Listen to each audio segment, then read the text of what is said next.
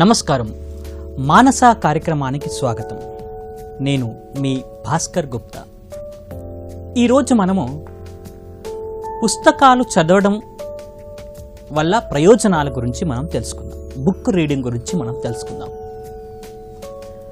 అక్షరంబు వలయు కుక్షి జీవనులకు నక్షరంబు జిహ్వ కిక్షురసము అక్షరంబు తన్ను రక్షించుగావున నక్షరంబు లోక రక్షితంబు అన్నారు. అంటే అక్షరము లోకరక్షితము అని మన పెద్దలు చెప్పారన్నమాట. కాళోజీ చెప్పారు, అక్షర రూపం దాల్చినటువంటి ఒక్క సిరా చుక్క లక్ష మెదళ్ళ కదలిక అని చెప్తారు. అంటే అక్షరం యొక్క మహత్తు ఎంతటిదో ఈ రెండు విషయాల గురించి తెలుసుకున్నప్పుడు మనకు అవగతం అవుతుందన్నమాట. అంటే పుస్తకాల యొక్క అక్షర రూపంలో ఉన్నటువంటి ఆ పుస్తకాల యొక్క ప్రాధాన్యత ఎట్టిదో ఈ రెండింటి వల్ల మనకు తెలుసుకుంటాం. ఉదాహరణకి ఒక చెరువులోనో ఒక తటాకములోనో ఒక సరస్సులోనో ఒక చిన్న రాయిని విసిరేసినప్పుడు అలలు ఏర్పడతాయి. రాయి ఎంత చిన్నదైనప్పటికీ కూడా అలలు తప్పకుండా ఏర్పడతాయి. అట్లాగే మన మనోఫలకంపై మన మనస్సుని, మన హృదయాన్ని ఒక సరస్సు, ఒక తటాకము, ఒక చెరువు, ఒక కొలను అని అనుకున్నట్లయితే ఎంత చిన్న విషయాన్ని కూడా మనం చదివినా కూడా అది మన మనోఫలకం పైన ప్రకంపనను సృష్టిస్తుంది. అంటే ఆ ఉత్తేజాన్ని, ఉత్సాహాన్ని మనకు కలిగిస్తుంది అని దాని ఆంతర్యం అన్నమాట. అంటే విషయము చిన్నదో పెద్దదో కానీ మనము చదువుతూ ఉండాలని దాని అర్థం అన్నమాట. మన శరీరానికి వ్యాయామం ఎట్లా అవసరమో మన మనస్సుకి కూడా చదవటము అనేటటువంటిది ఒక వ్యాయామం లాంటిదన్నమాట. మనస్సుకి వ్యాయామము చదువు అంటే రీడింగ్ అనేటటువంటిది అవసరం అన్నమాట. A sound mind in a sound body అని చెప్తారనమాట.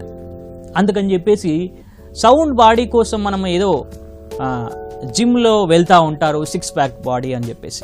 కానీ ఈనాటి ప్రపంచాన్ని గనక మనం చూసినట్లయితే, గమనించినట్లయితే ఈనాడు వస్తున్నటువంటి వ్యాధులన్నీ కూడా సైకోసోమాటిక్ డిసీజెస్.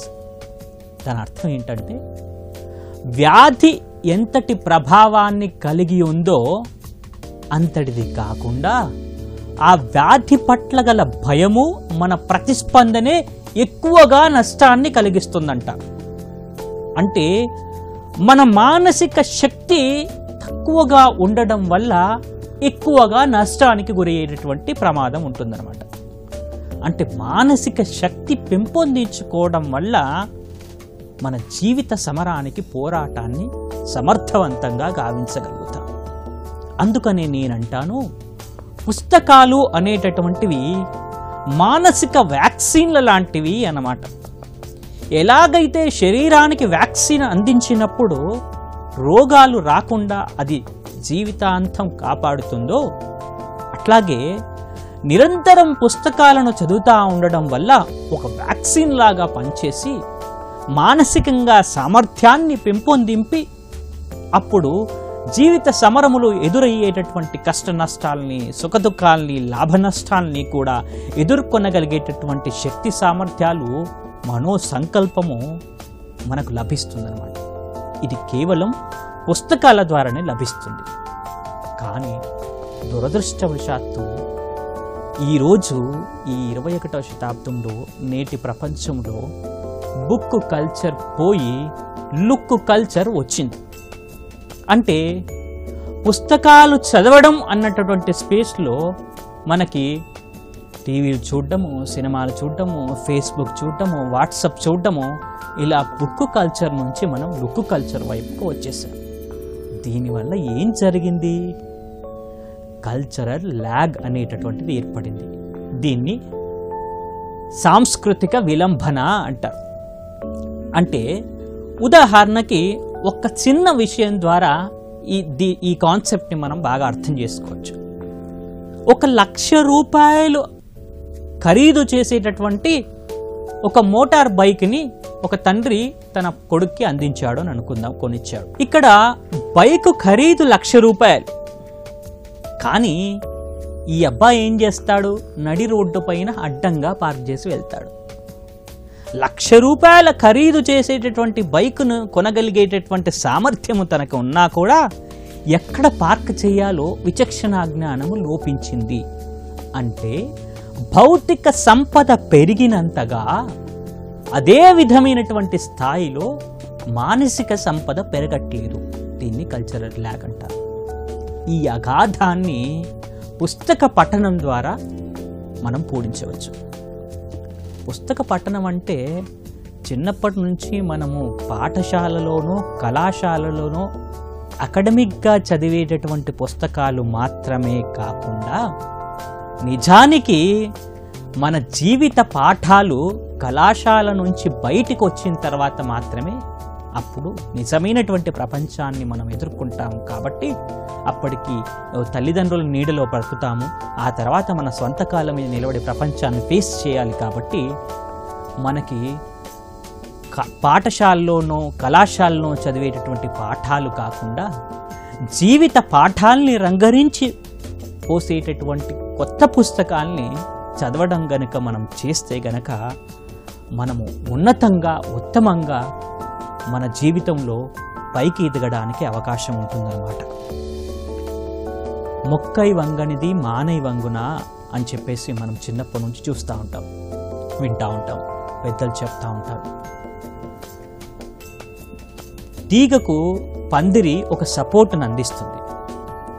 తల్లిదండ్రులు ఈ విషయాన్ని చాలా జాగ్రత్తగా అవగాహన చేసుకుని, అంటే చిన్నతనం నుంచే పిల్లలు పాఠశాల స్థాయి నుంచే కూడా మంచి పుస్తకాలను చదవడం గనక ఆ పిల్లలకు గనక నేర్పించినట్లయితే, అంటే ఒక తీగలాగా ఆ పందిరిలాగా సపోర్ట్ను గనక అందించినట్టయితే ఆ తీగ చాలా చక్కగా పెరిగేటటువంటి అవకాశాన్ని ఉంటుంది. ఇక్కడ తల్లిదండ్రుల బాధ్యత ఆ పుస్తకాలు చదవడం అనేటటువంటి సపోర్ట్ని అందించడం మాత్రమే. అది అందించినప్పుడు అల్లుకుపోవడం అనేటటువంటి సామర్థ్యము వాళ్ళ లోపల అంతర్గతంగా దాగి ఉంటుందన్నమాట. మనకి చిన్నప్పటి నుంచి ఒక కథ వింటూ ఉంటాం. 5 గుడ్డివాళ్ళు ఉన్నారు, ఏనుగును చూశారు, 5 రకాలుగా చూశారు, 5 విషయాలు చెప్పారని. కానీ ఇక్కడ గమనించవలసినటువంటి విషయము, మనం అర్థం చేసుకోవలసినటువంటి విషయం ఏంటంటే, ఈ 5 విషయాలు కూడా తప్పు కాదు, 5 చెప్పినవి తప్పు కాదు. మరి ఏది సరి అయినది? ఈ 5 విషయాలను కలిపి ఆకలింపు చేసుకుంటే అప్పుడు వాస్తవం మనకు బోధపడుతుందన్నమాట. అర్థ సత్యాల నుంచి సంపూర్ణమైనటువంటి సమగ్రమైనటువంటి సత్యాన్ని మనం గ్రహించాలి అంటే ఎక్కువ పుస్తకాల్ని చదవాలి, విభిన్నమైనటువంటి పుస్తకాల్ని చదవాలి. ఏ విధంగా అయితే ఒక కారు అద్దం పైన పడినటువంటి దుమ్ముని వైపర్ క్లీన్ చేసి దారిని సరిగ్గా కనిపించేలా చేస్తుందో, జీవితంలో మన జీవితంలో కష్టాల్లాగానే ఆ దుమ్ములాగా, కారు పడినటువంటి దుమ్ములాగా కష్టాలని ఈ వైపర్ లాగా పుస్తక జ్ఞానము, పుస్తక పఠనము అనేటటువంటి క్లీన్ చేసి మనకు కూడా ఒక సరైనటువంటి మార్గాన్ని చూపించగలుగుతుందన్నమాట. చాలామంది అనుభవం ద్వారా నేర్చుకోవాలి అని అనుకుంటా ఉంటారు. కానీ అనుభవం ఎలాంటిదంటే, మీకు బట్టతల వచ్చిన తర్వాత బహుమతిగా లభించేటటువంటి దువ్వెన లాంటిదన్నమాట. దానివల్ల ప్రయోజనం ఉండదు. అన్ని అనుభవాలు నాకే జరగాలని అనుకుంటే ఈ జీవితకాలం మనకు సరిపోదు. ఇతరుల అనుభవాల నుంచి కూడా మనము నేర్చుకోవాలని అనుకున్నప్పుడు మాత్రమే అప్పుడు ఉన్నతంగా ఎదగడానికి ఆస్కారం ఉంటుంది. దాహం వేసినప్పుడే మనం బావి తవ్వుకుంటామా? అది సరి అయినటువంటి విధానమా? కాదు. ముందుగానే మనం తవ్వి పెట్టుకుంటే అప్పుడు దాహం వేసినప్పుడు తాగొచ్చు. జీవిత సమరానికి సిద్ధమయ్యేటటువంటి, ఎప్పుడు ఏ క్షణంలో ఏ విధంగా మనకు ఎలాంటి సమస్య వస్తుందో తెలియదు. కాబట్టి ఏ సమస్య వచ్చినా కూడా మన మానసిక సామర్థ్యాన్ని గనక కలిగి ఉంటే, దాన్ని ఎదుర్కొనేటటువంటి శక్తి సామర్థ్యాన్ని గనక కలిగి ఉంటే, ఈ అనుభవాల్ని గనక మనం కలిగి ఉంటే అప్పుడు దాన్ని సరిగ్గా ఎదుర్కొనేటటువంటి అవకాశం మనకు లభిస్తుంది. మేధావులు ఈ తరానికి అందించినటువంటి బహుమతులంట. మీరు రామాయణాన్ని గనక చదివితే వాల్మీకితో సహవాసం చేసినట్టే, మహాభారతాన్ని గనక చదివినట్లయితే వ్యాసుడితో ఫ్రెండ్షిప్ చేసినట్లేనంట. ఎందుకంటే ఈ మహానుభావులందరూ కూడా, గొప్ప గొప్ప పుస్తకాలు రచించినటువంటి రచయితలందరూ కూడా తాము పరిశీలించినవి, తాను పరిశోధించినవి, తమ యొక్క సృజనాత్మకతకు పదును పెట్టినవి, తమ ఊహాలోకానికి ఆ అక్షర రూపం ఇచ్చినటువంటివి గొప్ప విషయాలను అందులో రాస్తారు. కాబట్టి ఆ అనుభవ సారాల్లోంచి గుళికల్ని గనక మనం ఆకలింపు గనక చేసుకుంటే, ప్రతి అనుభవము మనకే జరగాలనుకుంటే సమయాన్ని, నష్టాన్ని తగ్గించుకునేటటువంటి అవకాశం మనకు లభిస్తుందన్నమాట. సముద్రపు ఒడ్డున మనము నిల్చొని ఉన్నాం.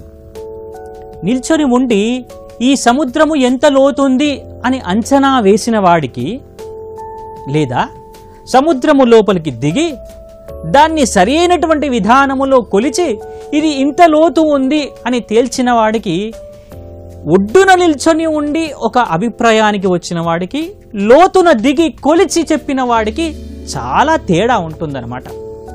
అట్లాగే ప్రతి అనుభవము కూడా మనకే జరగాలి అంటే జీవితకాలం సరిపోదు. కాబట్టి ఈ దిగి అనుభవాల్ని నేర్పినటువంటి వాళ్ళు పుస్తక రూపములో ఈ పాఠాల్ని, జీవిత పాఠాల్ని అందించారు. కాబట్టి ఆ పుస్తకాల్ని మనం చదవాలి. అందుకని పెద్దలు చెప్తారు, చినికిన చొక్కా అయినా తొడుక్కో కానీ ఒక మంచి పుస్తకం కొనుక్కో అని చెప్తారు. మరొక ఆయన చెబుతాడు, నేను పుస్తకాలు ఉన్నటువంటి పూరి గుడిసెలోనైనా ఉంటాను, కానీ పుస్తకాలు లేనటువంటి రాజప్రసాదములో అయినా కూడా నేను ఉండను అని చెప్తాడు.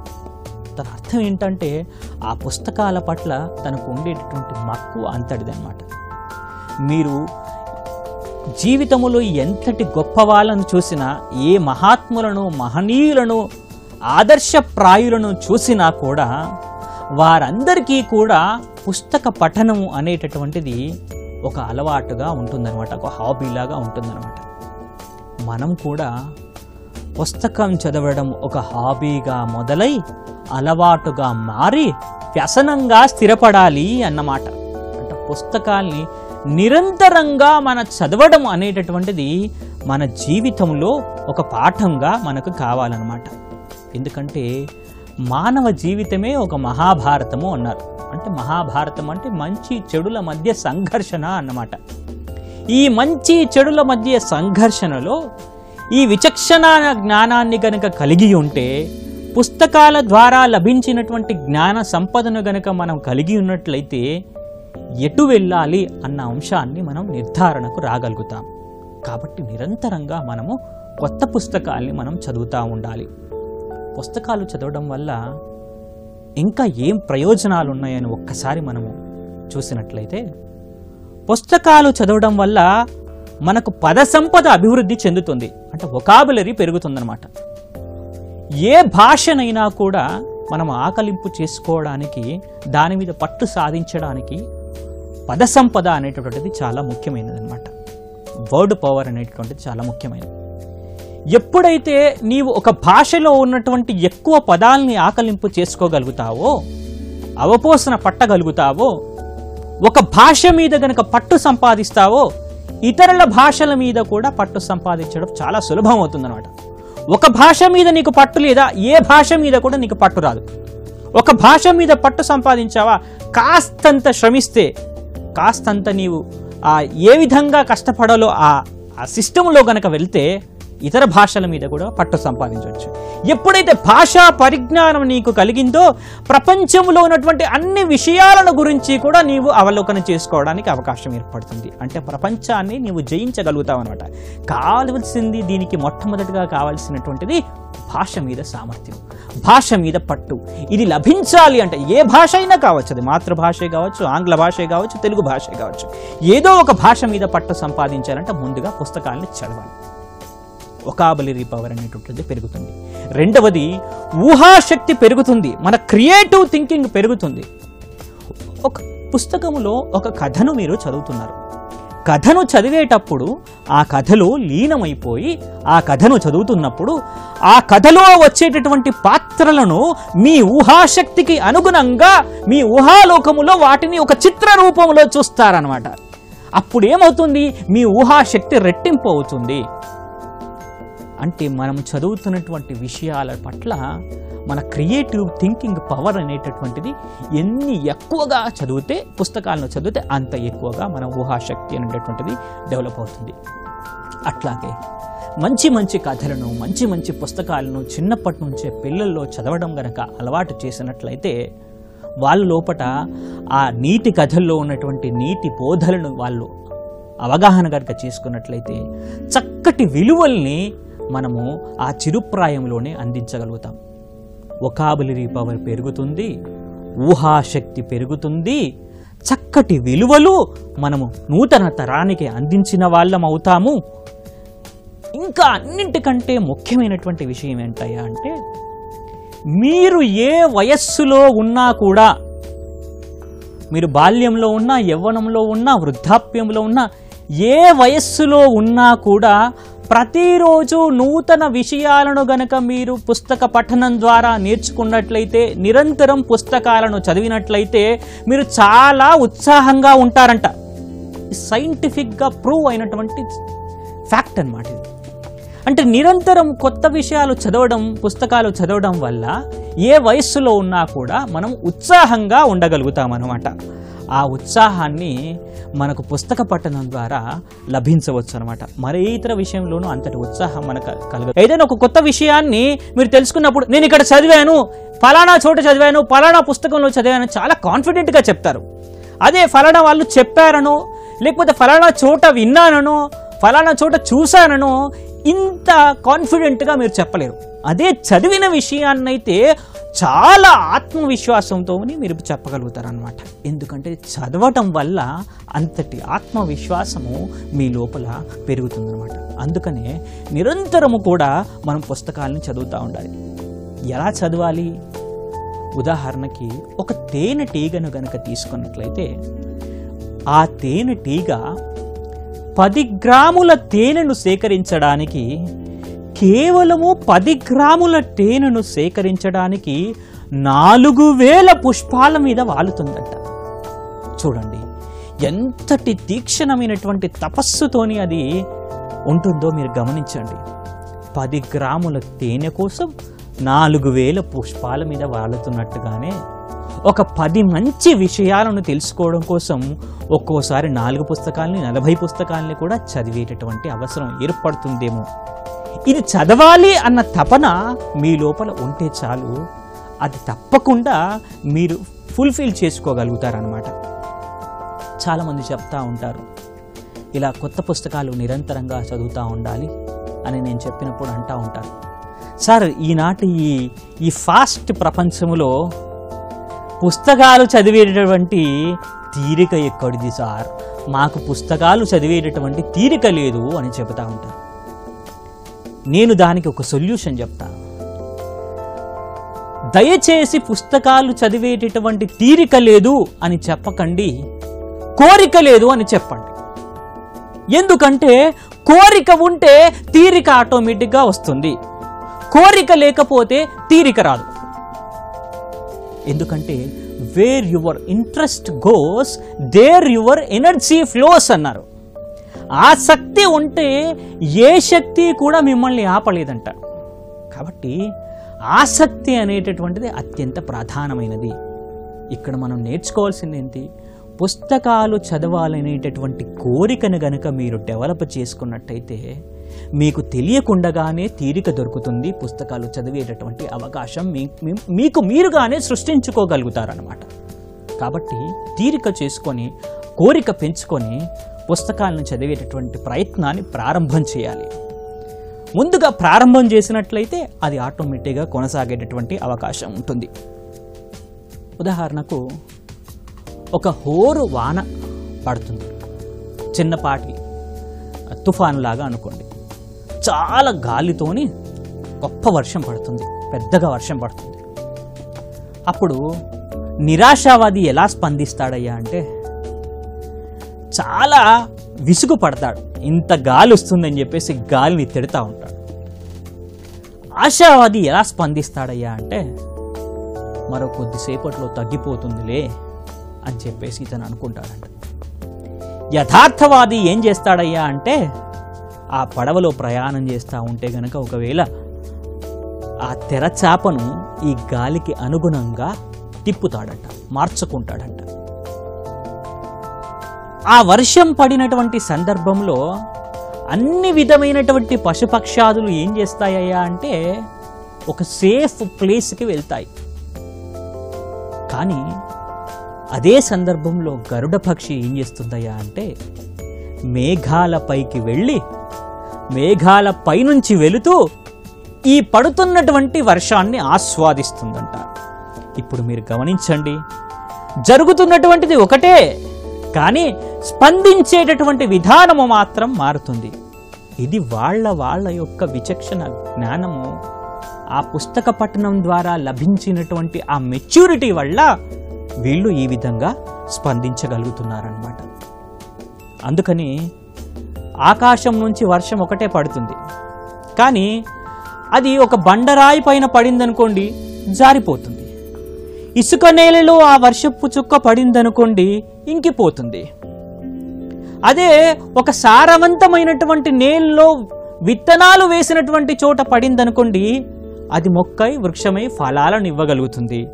ఒక ముత్యపు చిప్పలో గనక పడినప్పుడు నిజంగా మనే అవుతుంది. ఇక్కడ వర్షము పడడం ఒకటే, కానీ ఇక్కడ క్షేత్రం మారాలి అన్నమాట. ప్రపంచములో జీవితంలో వచ్చేటటువంటి సమస్యలు కానీ జరుగుతున్నటువంటి విషయాలు కానీ ఒకటే జరుగుతాయి. మన క్షేత్రాన్ని మార్చుకున్నప్పుడు ఫలితాలను మార్చగలుగుతాం.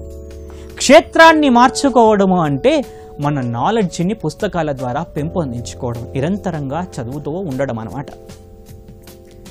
మన ఆలోచన మీద పట్టు సంపాదించడం, మన ఆచరణలో నియంత్రణను కలిగి ఉండటం, మన హృదయములో నిర్మలత్వాన్ని కలిగి ఉండటం.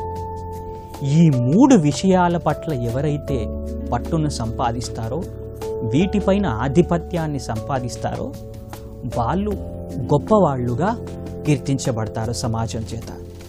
అందుకని మనము కూడా సమాజంలో గొప్పవాళ్ళు కావాలంటే చాలామంది మహనీయులు మహానుభావులు పాటించినట్లుగా పుస్తకాలు చదవడం ఒక హాబీగా మొదలై ఒక అలవాటుగా మార్చుకుందాం.